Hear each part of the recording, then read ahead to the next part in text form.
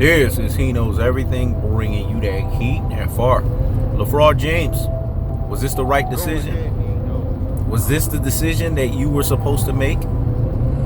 Now, are you regretting this decision? The fact that you turned around and got Russell Westbrick of Russville, let me say it again, Russell Westbrick of Russville on your rabbit-ass team? Are you regretting it? Are you feeling some type of way? Got LeBron James feeling some type of way. Russell Westbrick of Russville got LeBron James feeling some type of way.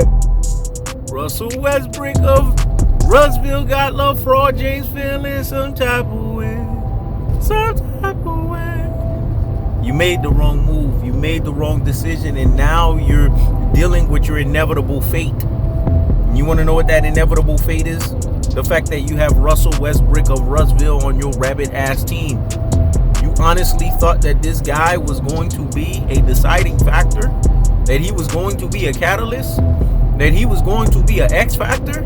It's are things that make you say, It's are things that make you say, that's not going to happen.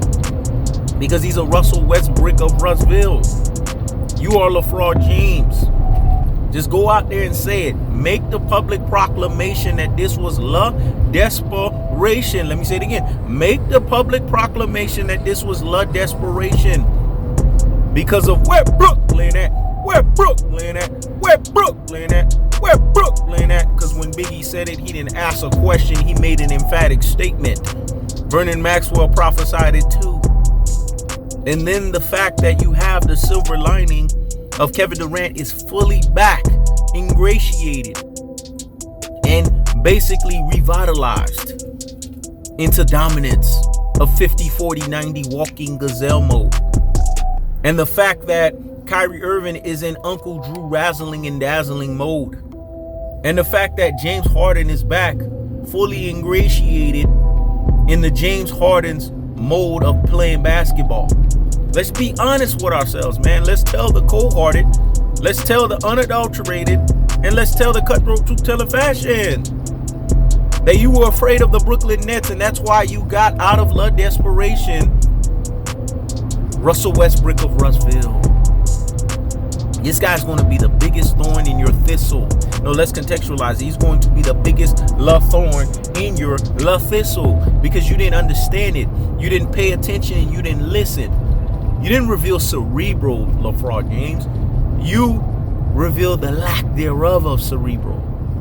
Because anyone that has brains, anyone that has a corpus callosum, that has a cerebellum, that has a medulla oblongata, they understand that LeBron James should have never picked Russell Westbrick of Russville. The games are not symmetrical. The games are not harmonious. The games don't fall in line with one another. You're talking about two ball cloggers. How did you think that was going to pan out? Did you need a He Knows Everything to break that down? Or did you need to just sit there, pay attention, and listen so that you could see and gobble the thing up like a turkey, that when it's all said and done, you were not going to get the job done? Because when it's all said and done, a Russell Westbrick of Russville will always be what he's going to be. And that's a Russell Westbrick of Russville. He hasn't developed his game. It's been the same old with Russell Westbrick of Russville. Coaches cannot coach this guy. He's uncoachable.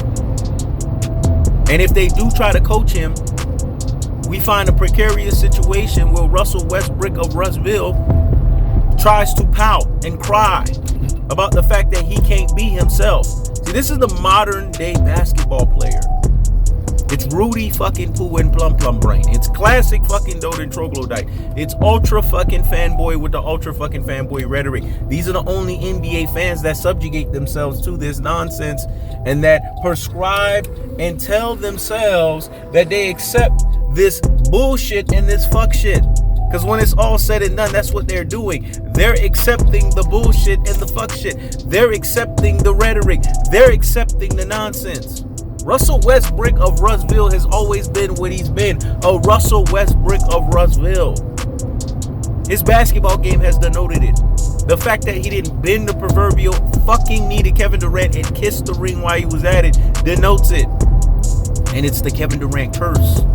So LeBron James, I'm not feeling bad about the fact that you didn't understand it, or you didn't pay attention, or you didn't listen. So do you really have cerebral? Or was this la desperation? Let me say it again. Do you really have cerebral? Or was this la desperation? Because we know BK is standing up. We know Brooklyn's finest is in the building. We know Crooklyn's finest is in the building. We know that the Brooklyn Nets are here to dominate basketball, and they're going to showcase to you domination at the highest levels. The question is, did you make this move because you knew that was going to happen? That's the cold-hearted. That's the unadulterated. That's the cutthroat truth-teller fashion. That's exactly what LeBron James did. He knew this was going to happen. He knew these moves were going to take place in this fashion. So hence he made it because he was less scared. He was less petrified. It's okay to be the cold-hearted person in the room, the unadulterated person in the room, the cutthroat truth-telling fashion person in the room, to tell the visceral truth of what has happened. That KD Trey 5 petrifies you. He scares you. And the fact that in the back of your mind that you know he's going to go up 3 out of 4, 75% NBA Finals average on you, it's a things that make you say, It's a things that make you say, When it's all said and done, LeBron James knows what time it is. He knows Kevin Durant is the biggest nullifier. He is basically the guy who's here to restore the natural order of basketball. He's here to basically be the basketball restorer. Isn't basketball restored to its natural state when Kevin Durant showed up on the basketball court?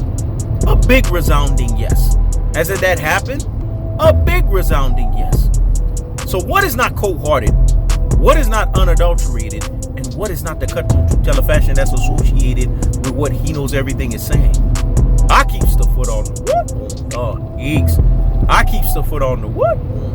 Eeks. This is He Knows Everything. Check it out.